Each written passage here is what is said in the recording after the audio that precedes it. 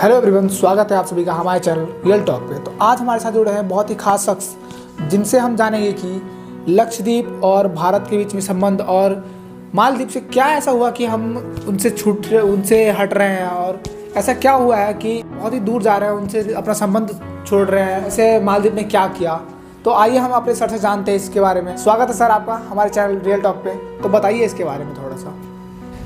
सबसे पहले तो मैं धन्यवाद कहना चाहूँगा आपको कि आपने मेरे को इतना काबिल समझा कि अपने चैनल पे मुझे जगह दी। मैं आपको बहुत अच्छे आसान शब्दों में समझाने की कोशिश करूँगा कि आखिर ये विवाद है क्या, ये विवाद स्टार्ट कैसे हुआ, इस विवाद को क्या मोड़ चल रहा है। तो सबसे पहले मैं मालदीव्स के बारे में चर्चा करूँगा कि आखिर मालदीव है क्या, किस तरीके से, कहाँ पर लोकेशन है, क्या उसकी स्थिति है, क्या क्या चीज़ें हैं। सबसे पहले मालदीव्स की अगर मैं बात करूँ तो मालदीव एक कंट्री है, एक देश है जो कि बहुत सारे छोटे छोटे आइलैंड से मिलकर बना हुआ है। इसमें लगभग अमूमन तौर पे 1200 आइलैंड कम से कम प्रेजेंट है। अगर मैं सही तरीके से देखूँ तो इन आइलैंड का लगभग 60 to 70% भाग की अगर मैं बात करूँ, वहाँ पर कोई भी इंसान वगैरह रहता नहीं है। ले देखिए 30-40% ही ऐसे आइलैंड है जहां पर लोग रहते हैं। अगर मैं कुल कंट्री की पॉपुलेशन की बात करूं तो अप्रोक्सीमेट 4 से 5 लाख के आसपास यहां पर लोग रहते हैं। अगर मैं इस कंट्री की इकोनॉमी की बात करूं तो लगभग 5 बिलियन इकोनॉमी के आसपास इस कंट्री की इकोनॉमी है। अब ये पड़ता कहां है? ये पड़ता है हमारा, अगर आप इंडिया का मैप देखोगे, जियोलॉजिकल मैप देखोगे, तो मैप में आप अगर साउथ की डायरेक्शन में जाओगे तो साउथ की डायरेक्शन में जहां पर इंडियन ओशन प्रेजेंट है, वहां इंडियन ओशन में साउथ की डायरेक्शन में आपको मालदीव दिखाई दे जाएगा। एक बहुत ही छोटा सा आइलैंड का समूह का ग्रुप है। अब ये विवाद छिड़ा कैसे, सबसे पहले इस बात को समझिए। देखो हुआ क्या, आपको पता होगा, शायद डेट याद होगी, 4 जनवरी 2024 को हमारे प्रधानमंत्री श्री नरेंद्र मोदी जी लक्षद्वीप आइलैंड पर गए और वहां पर कुछ खूबसूरत सी तस्वीरें अपनी अपलोड की।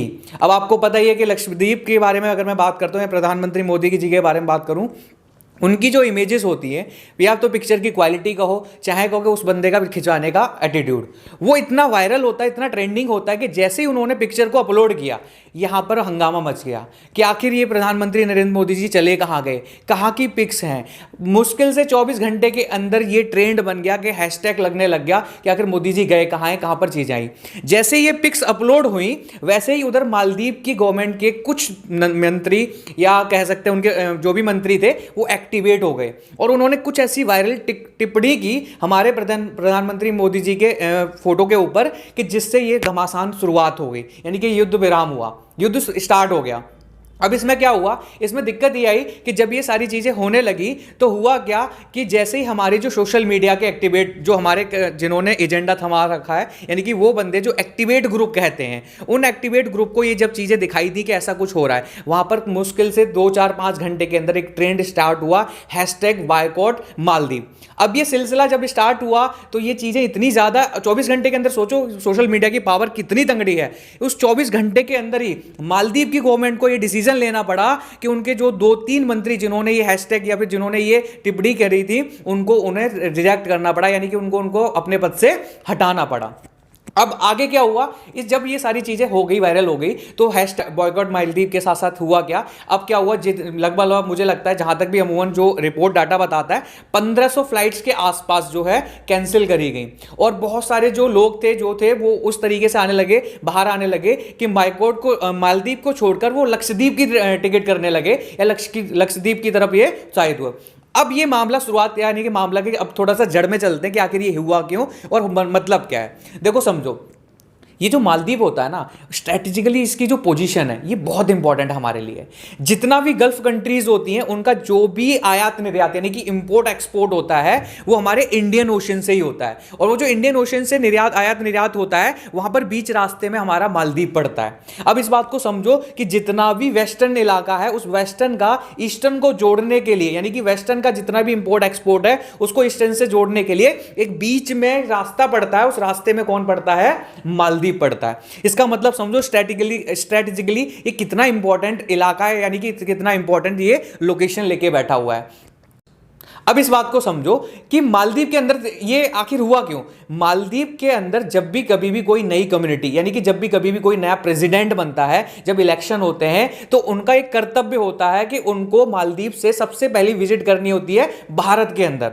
लेकिन हुआ क्या, इस बार जो उनके जो प्रेसिडेंट हैं मोहम्मद यूसुफ, उन्होंने क्या किया, वो भारत के पास ना आकर उन्होंने दूसरे देशों की क्या करने लगे। यानी कि देखो होता क्या है कि ये संबंध बनाने के लिए होता है। अगर आप भारत से आओगे, भारत के पास आओगे, तो जाहिर सी बात है भारत से आपके संबंध अच्छे होंगे। उन्होंने इसके विपरीत काम किया और वो सबसे पहले इटली चले गए। कहां गए? इटली। और इटली के बाद उनकी जो दूसरी जो मीटिंग थी वो उन्होंने की है चाइना से। किससे की है? चाइना। चाइना का नाम जहां पर भी आ जाए, चाइना का नाम सुनते के साथ ही आपके कान खड़े हो जाने चाहिए। क्यों खड़े हो जाने चाहिए? क्योंकि चाइना एक ऐसी कंट्री है जो एक पॉलिसी इस्तेमाल करती है जिसको बोलते हैं डेब्ट ट्रैप पॉलिसी। अब ये पॉलिसी क्या होती है, ये कुछ लोग जानते भी होंगे, कुछ लोग नहीं भी जानते होंगे। ये क्या करता है, जितने भी गरीब गरीब छोटे छोटे बेचारे से देश होते हैं उनको पैसा देता है। अब जो बेचारे छोटे से देश होते हैं उनको लगता है कि भाई मेरे पास तो पैसा आ रहा है, मेरे पास तो डेवलपमेंट हो रही है, मेरे पास तो कंस्ट्रक्शन हो रही है, लेकिन वो ये चीज नहीं समझ पाते हैं कि भाई वो तुझे कर्जा दे रहा है। आज अगर वो तुझे कर्जा दे रहा है तो कल तेरे से लेगा भी तो सही। तो वो क्या करता है, धीरे धीरे करके उस कर्जे को इतना बढ़ाता रहता है, इतना बढ़ाता रहता है, इतना बढ़ाता रहता है, एक समय आने के बाद वो जो कंट्री होती है वो उसके कब्जे के अंदर आ जाती है। इसी को बोलते हैं डेब्ट ट्रैप पॉलिसी। अब अगर देखो मैं सही तरीके से अगर सटीक मामले की बात करूं तो जो ये हमारा मालदीव है ना, इसकी मुश्किल से 5 बिलियन की इकोनॉमी है। और कहा जाता है एक रिपोर्ट के अकॉर्डिंग कि इसके अंदर लगभग 1.5 मिलियन के आसपास किसने चाइना ने इसको क्या कर रखा है, खर्चा कर रखा है। यानी कि लगभग 30-33% के आसपास क्या कर रखा है, चाइना ने इसको पैसा दे रखा है। समझ पा रहे हो मैं क्या कहना चाह रहा हूँ? आने वाले समय में आपको समझ में आ रहा होगा कि इसी तरीके से चलता रहा तो मालदीव का नहीं रहेगा, चाइना का बन जाएगा।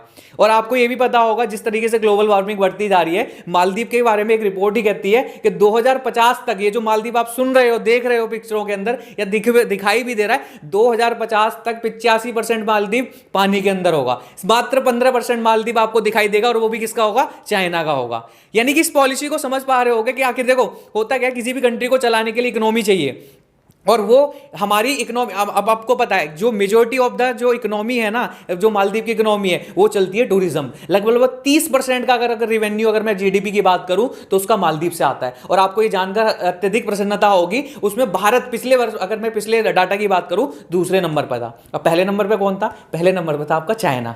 यानी कि दूसरे नंबर पर हम थे, लेकिन दूसरे नंबर भी बहुत ज्यादा मायने रखता है। अब देखो जो आपका मालदीव है, मालदीव क्यों खुश हो रहा है? मालदीव को दिख रहा है कि मेरे पास पैसा आ रहा है। अब हमने टूरिज्म कैंसिल कर दिया, क्या फर्क पड़ता है? टूरिज्म कौन भेजेगा? चाइना भेजेगा। और एक और चीज मैं आपको बताना चाहता हूं, हम लोग बहुत ही इमोशनल होते हैं।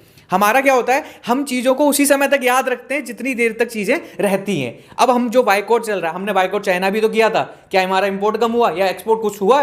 कुछ भी नहीं हुआ। 2020 में हमने इतना बाइकआउट चाइना किया, थोड़ा सा डिफरेंस देखने को मिला। उसके बाद देखो हर किसी की जेब में, आप जो भी देख रहे हैं अपना फोन चेक करना, सब चाइनीज फोन चला रहे होंगे। क्या फायदा हुआ? हम सबका वही एजेंडा रहता है कि जब जो चीज चल रही होगी उस समय तक हम उसको मानते हैं और जैसे ही वो चीज चली जाती है हम उसको भूल जाते हैं। कहने का मतलब यह कि जो आज ये जितने सोशल मीडिया पे जितने एक्टिवेट ग्रुप चल रहे हैं, बॉयकॉट मालदीव चला रहे हैं या कुछ भी चला रहे हैं, ये 1.5-2 महीने 4-5 महीने की बात है। 5 महीने बाद यही बच्चे, यही लोग जा जाके ना मालदीव में जाके अपनी फोटो खिंचाएंगे, यही लोग जा जाके ना उसको प्रमोट करेंगे। कहने का मतलब ये है कि ये जो बॉयकॉट मालदीव सिर्फ बोलने से नहीं होता है कि आपने बोल दिया बॉयकॉट मालदीव, हमने बॉयकॉट मालदीव कर लिया। इसका मतलब ये होता है कि आप इसको समझो, उसको कंटिन्यू करके रखो। हमें अपने देश के ऊपर, हमारे ऊपर अगर कोई भी आंख उठाता है, कोई भी कुछ भी करता है, तो हमें उसकी चीजों को समझना चाहिए। प्रधानमंत्री मोदी जी ने जो भी फोटो डाली थी उसमें किसी चीज का कोई जिक्र नहीं था। वो तो अपने हिसाब से अपने लेके चले गए कि भाई ये मालदीव की तरफ चला गया। लक्षद्वीप में, जो कि हमारा ही भारत का एक अभिन्न अंग है, वो मालदीव से थोड़ा सा ऊपर आओगे तो वहां पर आपको लक्षद्वीप देखने को मिलेगा। सेम लोकेशन है, सेम सारी चीजें, सब कुछ सेम है। अगर थोड़ा सा डेवलपमेंट अच्छे से हो जाए तो मालदीव से भी अच्छा हम अपने लक्षद्वीप को बना सकते हैं। जब हमें पता है हमारी इकोनॉमी की स्ट्रेंथ क्या है, तो हम अपने देश पर खर्चा करेंगे, बाहरी देश पर क्यों खर्चा करेंगे? तो कहने का मतलब यही है। अगर मैं ओवरऑल पूरे निचोड़ की तरफ से बात करूं तो यही है, यही विवाद का जड़ था और कोई जड़ नहीं था, यही जड़ था। जड़ स्टार्ट भी यहीं से हुआ। देखो ये पॉलिटिकल चीजें हैं, पॉलिटिकल स्टेटस है। मालदीव का कुछ और नहीं, मालदीव सिर्फ और सिर्फ चाइना की गिरफ्त में आने की वजह से या चाइना के झांसे में आने की वजह से ये सारे स्टेप्स उठा रहा है। नहीं तो मालदीव जैसे किसी की जिसकी इकोनॉमी ही $5 बिलियन की हो, वो कोई फालतू बोल सकता है क्या? इंडिया की जीडीपी आप सबको पता है कितनी होते हैं। ये छोटे मोटे चुटवैये देश पता है किसकी वजह से बोल रहे हैं। इसकी अगर इज्जत भी हो रही है ना तो सिर्फ भारत की वजह से हो रही है, नहीं तो मालदीव जैसे देश की कोई इज्जत नहीं होती। ये बात अब सब बोलना नहीं चाहिए, लेकिन ये सच्चाई है। अब आप सोचो ना, इंडिया उसको क्यों पॉपुलैरिटी मिल रही है मालदीव्स को? मालदीव्स की कोई स्टेटस है? मालदीव जो कि 85% डूब जाएगा, उसका कोई स्टेटस है? उसको पॉपुलैरिटी मिलती है क्योंकि भाई इंडिया बैठा हुआ उसके साथ। अब मालदीव की अगर मैं बात करूं, मालदीव पे जब भी विपदा आती है, आपदा आती है, तो सबसे पहले इंडिया पहुंचता है। अब वो चाहे 2014 का क्राइसिस हो, चाहे 1988 का क्राइसिस हो, कोई भी क्राइसिस हो, सबसे पहले इंडिया पहुंचता है। अरे मालदीव, तुम इस बात को समझो कि तुम्हें अगर कोई भी परेशानी का कोई भी दिक्कत आएगी तो वो दिक्कत सबसे पहले चाइना या अमेरिका या कहीं और देश से नहीं आएगी। वो लाइन ऑफ एक्शन या फिर वो चीजें सबसे पहले भारत पहुंचाएगा। आपको मदद पहुंचाने में सबसे पहले हम आगे होंगे, ना कि कोई दूसरा देश होगा।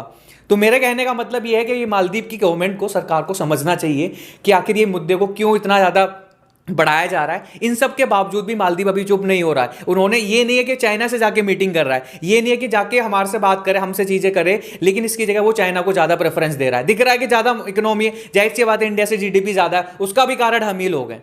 तो हमारी से ज्यादा जो जीडीपी चाइना की है उसका भी कारण हम ही लोग हैं, कोई और अलग से लोग नहीं है। तो मालदीव को ये बात समझनी चाहिए, गवर्नमेंट को समझनी चाहिए, सारे लोग, इवन हमें भी ये चीजें समझनी चाहिए। तो यही सारे कारण हैं।